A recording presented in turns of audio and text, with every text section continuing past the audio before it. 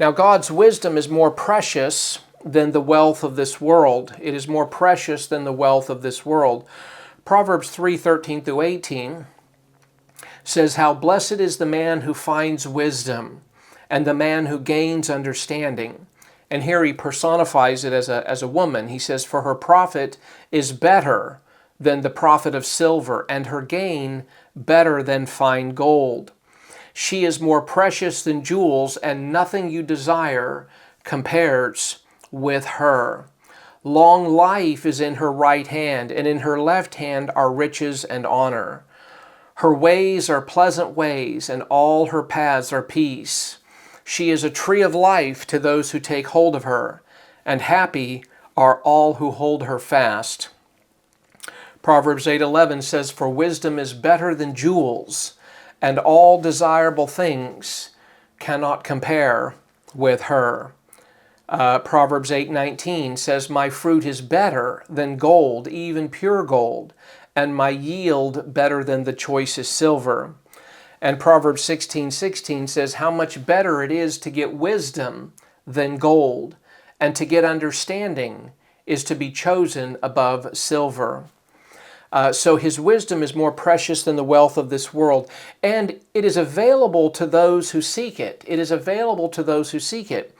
Proverbs 8:17 says, "I love those who love me." Notice, "and those who diligently seek me will find me." Those who diligently seek me will find me.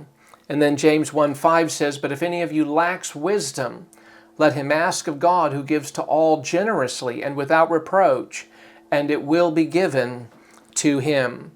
Not only that, but wisdom brings blessings to those who find it. Proverbs 8:33 to 36 says, "Heed instruction and be wise, and do not neglect it. Blessed is the man who listens to me, watching daily at my gates, waiting at my doorposts. For he who finds me finds life, and obtains favor from the Lord." But verse 36 issues a warning, "But he who sins against me injures himself, and those who hate me love death." So it brings blessing to those who find it. Now, respect for God is the beginning of wisdom. Respect for God is the beginning of wisdom. Proverbs 1:7 says, "For the fear of the Lord is the beginning of knowledge, and fools despise wisdom and instruction." Proverbs 9:7 says, "The fear of the Lord is the beginning of wisdom." Proverbs 15:33 again says, "The fear of the Lord is the instruction for wisdom, and before honor comes humility." And Psalm 111 verse 10 says, "The fear of the Lord is the beginning of wisdom." The fear of the Lord here speaks of that proper, healthy respect that one has for God. And it also speaks of positive volition, that one is positive to the Lord and wants to know Him and His will.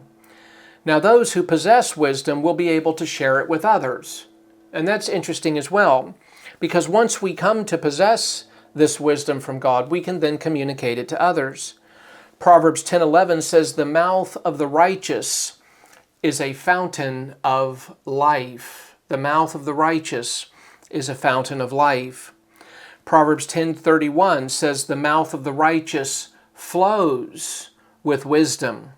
And so here is a person who has learned God's word and who can now communicate it with others.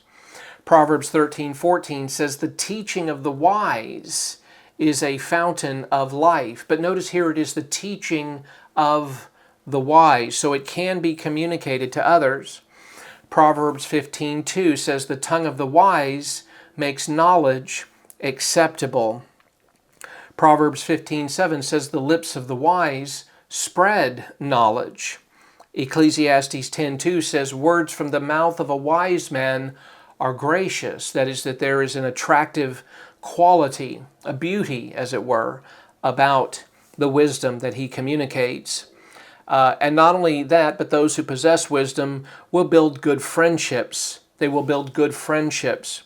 Proverbs 2:20 says, "So you will walk in the way of good men and keep to the paths of the righteous." So you will walk in the way of good men and keep to the paths of the righteous. And one of my favorite verses in Proverbs is Proverbs 13:20, which says, "He who walks with wise men will be wise, but the companion of fools will suffer harm."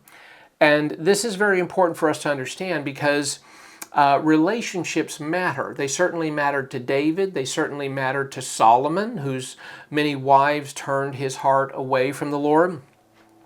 And so we want to be very careful about who we choose as our friends, who we walk with in life, who we have as our traveling companions. So again, Proverbs 13:20, "He who walks with wise men will be wise, but the companion of fools will suffer harm." And not only that, but wisdom will allow us to stay on the path of righteousness, turning away from evil.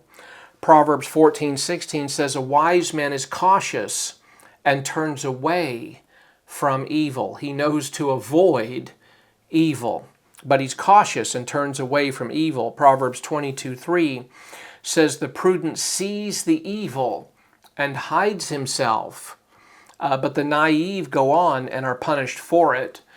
Now, I just recently wrote an article, published an article on my blog that has to do with the subject of when hiding is wise. And this was one of the key verses that I addressed here, that the prudent sees the evil and hides himself. So there's a point where you can protect yourself by hiding from the evil. And Proverbs 27:12 says, "A prudent man sees evil and hides himself." So these are some of the benefits that we see from wisdom.